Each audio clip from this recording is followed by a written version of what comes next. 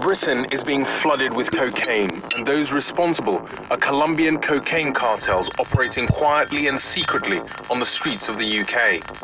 They're smuggling the drug from the jungles of Colombia to the cul-de-sacs of suburban Britain using increasingly ingenious methods. Business for the cocaine gangs has never been better, and the police face a constant battle to bring the gangs down. There are tons of cocaine moving across to England and Europe, tons of it. In 2006, the UK's Serious Organised Crime Agency seized 73 tons of cocaine worth £3 billion, some of it destined for Britain. But who are these Colombian gangs? How did they get here, and why do they target Britain? I'm Raggy Omar, and I'm going to be finding out about the violent gangs, high-tech fraudsters, and criminal networks that are the new face of Britain's underworld. The impression I think most of us have in this country is that British gangs dominate these fields, don't they? That isn't true at all, and it's changed in ways I think will shock most people.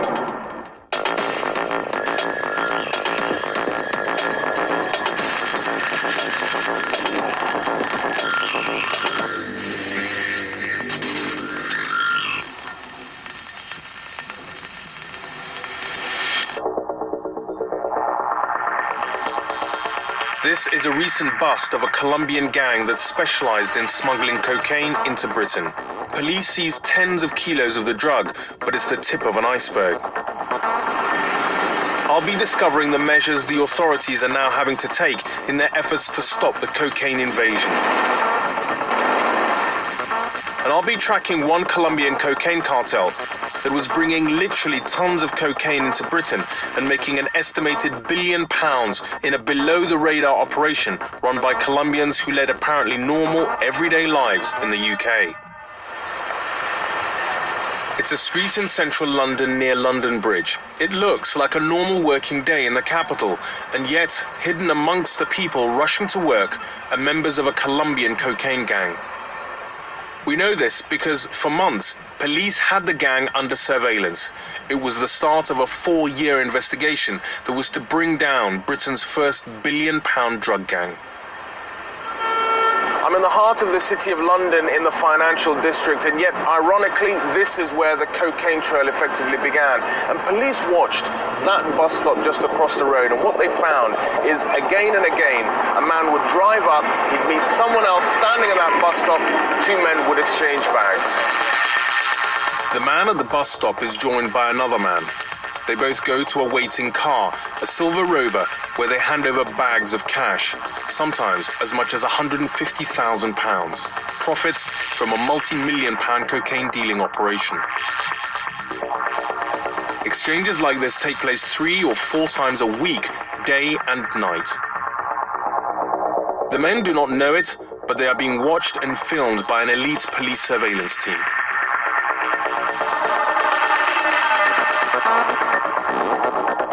Police follow the silver Rover and the man carrying the bags of cash and establish a link between him and a cafe in North London called the Gran Colombia.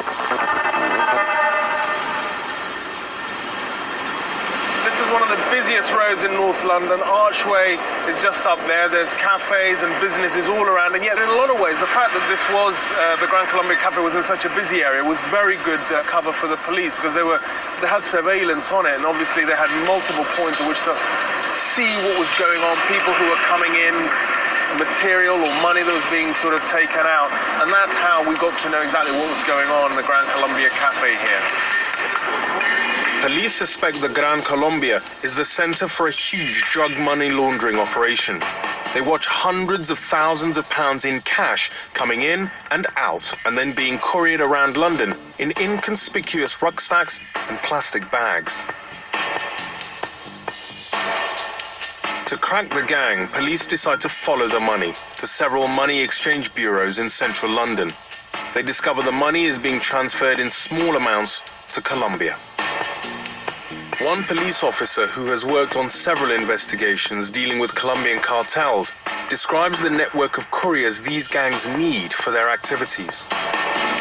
The cash has to be moved, and cash is bulky, cash is difficult to get rid of. You need an awful lot of people to move that money, And yes, in my experience, I've come across many scrub and foot soldiers who are called on to deliver a load of cash into accounts and things like that. From their surveillance, police build up a picture of how this Colombian cocaine gang operates. It turns out to be a family business headed by Jesus Henao and his brother-in-law, Mario Tascon. Working with them are a network of trusted family members and associates, all of them Colombians, acting as couriers and money launderers. They include Miguel Cartels, the owner of the Gran Colombia. The Colombian gangs, these groups, they're quite insular. They don't go outside their groups, maybe use people as customers, but certainly don't involve them in their transportations, in their arrangements, It's all about trust. Police checks reveal that many of them are asylum seekers who arrived 10 years ago and have settled in the UK. Incredibly, they appear to be model citizens, living in modest council estates with everyday jobs, driving buses and cleaning offices. Amongst these gangs, an awful lot of them are hard-working, doing cleaning jobs morning and night and things like that. But you don't see outwardly the wealth that you would expect, and therefore, I believe an awful lot of the money goes elsewhere. I was to discover later exactly who the money was going to, but first I wanted to know about the size of the UK's cocaine market. It's estimated that 50 or so tons of the drug comes into the UK, much of it smuggled in by gangs based in major cities like London, Liverpool and Manchester. To find out why these gangs target the UK, I went right to the top, to meet the man who heads the agency that tackles organised crime in Britain. Do you think that Britain is being targeted by organised criminal networks that, see Britain as a prime market for their goods? I mean, have you seen an increase in Britain being a target? We will be, because we're a prosperous nation. We have people who have a lot of disposable income. So that's a ready market for people selling drugs. So yes, organised crime will go where the money is. They're entrepreneurs. They'll go where the rewards are high and the risks are low. Cocaine is a growing market. Its use has doubled in the past decade, generally sniffed through rolled up pieces of paper. Incredibly, traces of the drug have been found on around 99% of banknotes circulating in London. There is an endless supply, and the market is huge. But what it means also is distribution is countrywide. Back on the streets of London, after months of surveillance following bags of cash around the city, police finally discover what they're looking for at an address in Knightsbridge, one of the wealthiest parts of London. Knightsbridge, Kensington, and it doesn't get much plusher or expensive than this. Casinos, private clubs, lots of embassies around here. So very, very exclusive indeed. What police find at the address is symbolic of how these cocaine gangs operate in the UK. Quiet, unassuming, and below the radar. Well, this is where the police finally found the cocaine, a huge amount of it, kilos and kilos, stored in this tucked away little courtyard of news houses in one of the most exclusive and expensive parts of London. But the cocaine they found, quite a large amount of it in kilos, was tucked away in the porter's lodge and in the area where the bins are kept. The amazing thing is, the bloke they actually found it was just a humble guy and found it in sort of fuse boxes, just tucked away. And I suppose it's the last kind of place you'd expect cocaine to be kept. 2 years after they first started their surveillance operations, police swoop on the smuggling routes used by the gang. Cocaine is coming from Colombia to Spain and then by lorry to the UK. They seize one lorry straight off the ferry from Spain and recover tens of kilos of cocaine. Then they move in on the main players and their network of associates. Hello, it's the police. Could you open the door, please? Surprisingly for members of a billion-pound cocaine cartel, they own modest houses, albeit ones with a jacuzzi and the latest TV equipment in every room. Yet even here, in these unassuming surroundings, police find bags of £50 notes just lying around. That's when the police discover where all the money they've tracked has gone. One of those arrested leads police back to the place where it all started, the Gran Colombia Cafe, where they find safes with packets of £50 notes, accounts which show proof of money laundering, plus out the back, money transfer slips, evidence of millions of pounds sent back to Colombia. To accounts belonging to the Colombian crime godfathers who run the country's myriad cocaine cartels. The police had smashed the first billion-pound drug gang to have operated in Britain. The raids had such an impact that the wholesale cocaine price increased 50% after the gang was removed. Within weeks, new gangs took their place and the prices were back to normal. Coming up, I'll find out how the authorities are trying to keep up with this cocaine invasion and how the gangs are responding by coming up with ever-increasingly ingenious methods for smuggling their drug into the UK. I've been following the trail of the Colombian cocaine gangs on the streets of the UK. I've heard about how the gangs operate, how the police track them down, but huge quantities are still being smuggled into the country. Now I want to find out where the cocaine trail begins and what the UK authorities can do about it. We're heading out in order to HMS Campbelltown to see how the Royal Navy prepare to take part in counter-narcotics operations.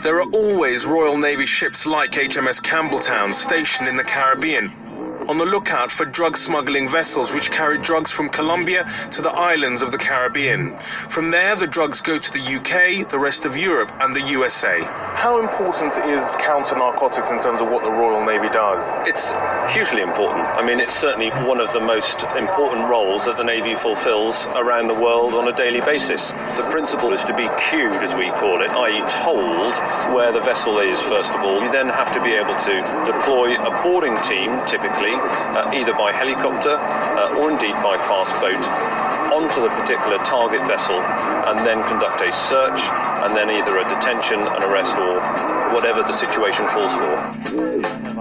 This is footage of a real-life Navy operation in the Caribbean when sailors and Marines search smuggling boats off the Colombian coast. Searching vessels sailing between the islands of the Caribbean can be an unpredictable and sometimes dangerous business. What have you found? Is it largely cocaine or is it a whole kind of different? Well, I live in the Caribbean area, it's normally cocaine. They're very well organised and sometimes there may not be anything on the vessel itself, so actually internal to it, so you have to look for unusual forms on the hull and things like that. So what they tend to do is pack drugs into steel containers and then weld them onto the hull. The sort of boats that they use are normally fairly high powered, very fast, very difficult to catch. Can normally outrun a warship, but that's why we have the helicopters and fast boats on board, so we can stop them. This is what happened when one fast boat hiding kilos of cocaine tried to escape the attentions of a Royal Navy Merlin helicopter based in the Caribbean. We gave chase, however, this guy just was not going to stop, and he was not going to stop because he's got contraband and he knows that if he's boarded, he'll be arrested, the stuff will be confiscated, it would be evidence that would be used against him. So, it's desperate times for them. So they ran. The Merlin downwash is significant. To give you a figure, it's probably like trying to stand up in a 70-knot wind if you were to stand under a hovering aircraft. In the boat, the hazard for them is they can't really see. They can't communicate with each other, but they still plough on, trying to get up to 40 knots of speed in a boat where they can't see what's ahead of them. The chase lasted probably in the region of about 3 to 3.5 hours. It resulted in the end with us, getting permission really from the ship to use shot across the bow. We were thankfully successful. He stopped after 2 bursts from the GPMG and they surrendered themselves, and the other agencies that we work with then took over after that.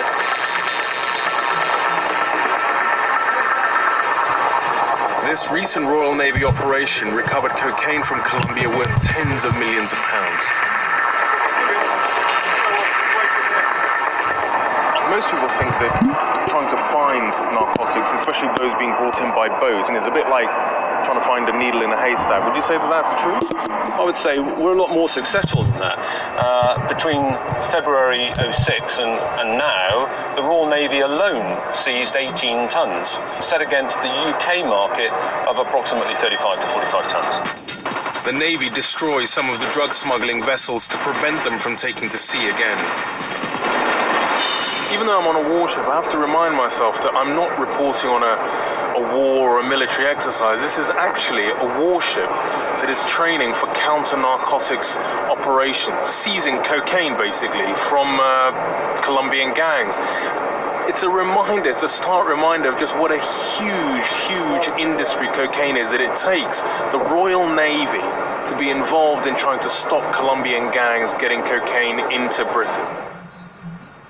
In spite of the efforts of the Royal Navy, tons of cocaine still get through. The cartels stop at nothing to get their products into the UK. Cocaine has been found in chandeliers, dried prunes, candles, tins of biscuits, even concealed in the shafts of golf clubs. And when customs officers examined these cans of tuna, they found that 1,044 of the 26,000 tins were filled with cocaine instead of fish. They contained 85 kilos of the drug, with a street value of £4.25 million. But there was one operation that tested the police's knowledge of Colombian crime gangs to the limit. I went to find the unassuming warehouse in a North London alley where officers were confronted with one gang's unique and almost undetectable way of smuggling cocaine. The man behind the Colombian gang was Johnny Mejia, a suspected cocaine smuggler. Undercover officers had him under surveillance when he took delivery of an unusual package from Panama. We became aware that he was going to accept some delivery of some doors. Now, he wasn't a legitimate businessman or anything like that. A delivery of any furniture or anything like that to him was obviously suspicious to us. Police tracked Mejia plus the doors to these small warehouses and artists' workshops. We conducted surveillance on him, and he was quite obviously doing something at the premises. He had been to the DIY shops, purchasing decorator suits, masks, cheese grater, and a strainer, and such like.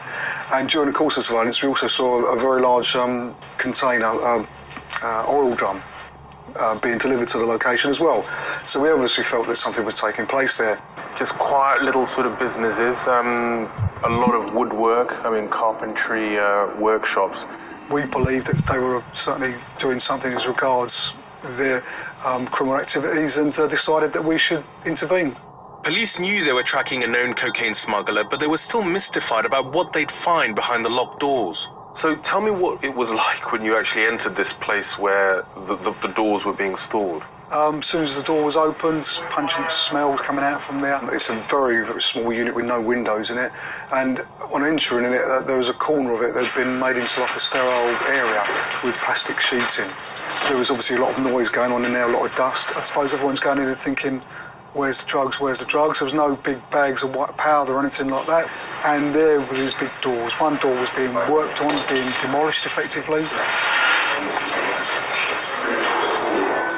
There was two men in there, two of them men arrested. One of the guys was effectively cutting up the door. Can you give me your name, please? Diego. Can you look at the camera, please? What is your full name, please? Diego. No, your full name. Castillo. Thank you. There they are, so basically masks on, suits on. They were effectively stripping these doors down. In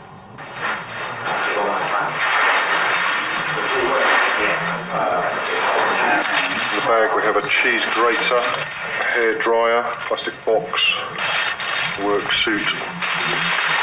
Knowing that there was cocaine somewhere, but baffled by what they'd found, the police took the doors to the forensic science labs. This is actually what the doors look like, and underneath this part of it was the actual MDF type material. So when I took off this front part, you can see there it looks just like MDF or that type of material. If you drilled through it, you would only see sawdust. There would be no white powder or any other material coming through. That's when the resident forensics expert began testing the doors and made an amazing discovery. Using the same method as the suspects, he grated wood from the door and mixed it with a solvent. Then he tested the contents of the residue. The MS mass spectrometry part smashes the molecules apart, and we then get a jigsaw picture. And so we can say, without any doubt, it's definitely cocaine based on the results that I got. The doors were literally impregnated with liquid cocaine. This was actually the first time we've ever encountered anything like that in the UK. This has been done this way in South America, in Colombia, in the jungle sort of atmosphere, as it were, you know, out in the open. But we also discovered no ventilation in this unit, no windows, nothing. And if they had done what they intended to do, they could quite possibly have died from the fumes. Just over 17 kilos of cocaine, pure cocaine, was retrieved from 4 doors. That's incredible. We're talking that the wholesale value, about 1.2 million. Because it was pure, you could cut it through maybe 3 times to make just over 50 kilos of street cocaine. I wanted to see for myself where the cocaine gang had built their temporary laboratory and to find out more about the men behind this billion-pound criminal business. Across this beam, they had plastic going there, right, coming down, so it was almost like a lamp, I suppose is the best way. This little wedge shape. This little thing, and all this was clear. Right. They had, I think, 1 or 2 doors stacked up here. Doors, wooden doors. But they were like regular people, yeah. Right. They didn't turn up with Mercedes. They were going around with bicycles, in baggy shorts, baggy trousers. Yeah. What were these guys like? I mean, were they sort of quite high up in the chain of command? These guys, or were they just everyday people? Certainly, Johnny Mejia was very trusted. He was more the hierarchy. He would have the links with the other groups and everyone else at the top of the tree. But he has to have his foot shoulders, and they all have a role to play. Look at the camera, please. Give me your full name. Michael Velasquez. Thank you, Michael. He's got rubber gloves on his feet. Yeah. But there was a twist to the story. While the Colombians had been responsible for extracting the cocaine, the man who'd imported the doors was a Briton. Paul Sneath. And outwardly, people look at him. He had a good upbringing. He came from a wealthy family, and he had money. He had received a large inheritance not long before all this took place.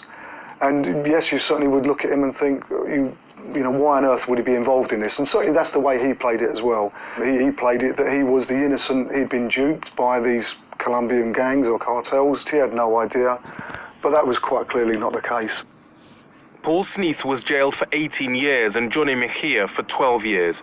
The case showed that Colombian gangs were changing with the times, prepared to use people from outside the community if it meant bigger profits. As things move on, as they become more sophisticated, the police become more sophisticated, they've got to move on. Therefore, if it means using people from other groups, Paul Sneath of the world, they'll do anything they can to bring their drugs into the country. The police estimated this, that it would be had a street value of £3.2 million or thereabouts. From that little V-shaped room, which was what, smaller than my the cupboard under my stairs at home. It's amazing the ingenuity of it. It's a never-ending battle for the police. Colombian cocaine cartels are difficult to track down, operating surreptitiously under the radar, symbolic of the new gangs and criminal networks that have become the face of Britain's underworld.